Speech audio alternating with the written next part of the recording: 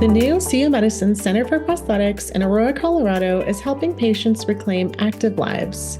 I'm joined here today with prosthetist Dan Milius to discuss the new clinic and how patients are reclaiming their lives and mobility with advancements in prosthetics. So Dan, how have advancements in prosthetic technology impacted performance in parasports over the last decade? Considering the past decade, I'd say, and just even well beyond that, First, I should say for parasports, for amputees that require the use of a prosthesis, because not all parasports do, a lot of the advancements are by way of engineering, right? So that would be advancements in prosthetic components for, say, like the knee or the foot. The knee might swing faster if they're sprinting, or the foot might rebound quicker, or is more resilient to like the forces that it would be under.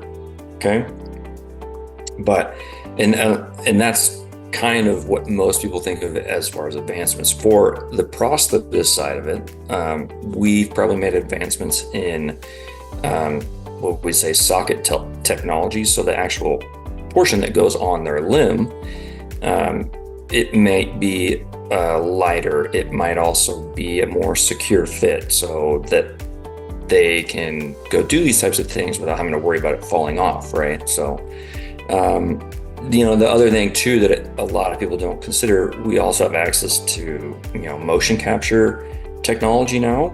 So I think because of that, with the advent of that in the last decade, we're able to really hone in on what types of movements these amputees need to complete and how we can make adjustments to better suit that type of sport.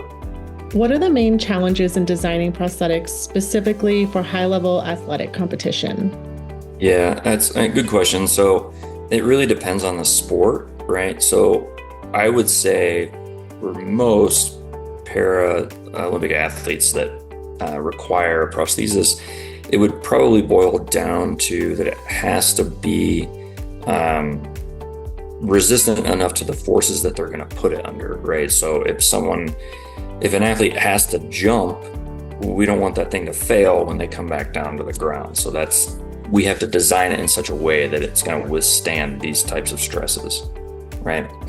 And the other things I would say, because it requires different movements that aren't just normal, say, walking or use of your hands, we have to think about, the adaptations that we would make to be able to get them in those positions, right? So I think one common but not often thought about is, say, para archery, right? So if we make an arm for para archery, that's kind of an awkward movement for everyday use, but we'd have to design it that they're allowed to have that type of movement.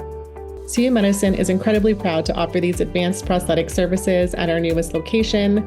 What are you most excited about when it comes to this new clinic? I feel very fortunate and lucky to be a part of this CU team. I say that because I don't just get to have my patients see me for prosthetic care, based on where we're situated. They can see any other healthcare provider within the campus. So that I think that's great. It provides a very good holistic care that oftentimes people would have to travel multiple places just to have all that taken care of. So I think it's important to know, like, our specific team, the Center for Prosthetics, we work often with PM&R, orthopedics, and researchers that together we're kind of on this path to always create the best outcomes for our patients. And I think that we're situated very well to do that. The other thing too is that we don't just provide general prosthetics. So what you're used to seeing as socket users, we also are kind of one of the epicenters for bone anchored amputees, so osseointegration. We've kind of really set ourselves apart in that niche of this field to be able to offer that type of care.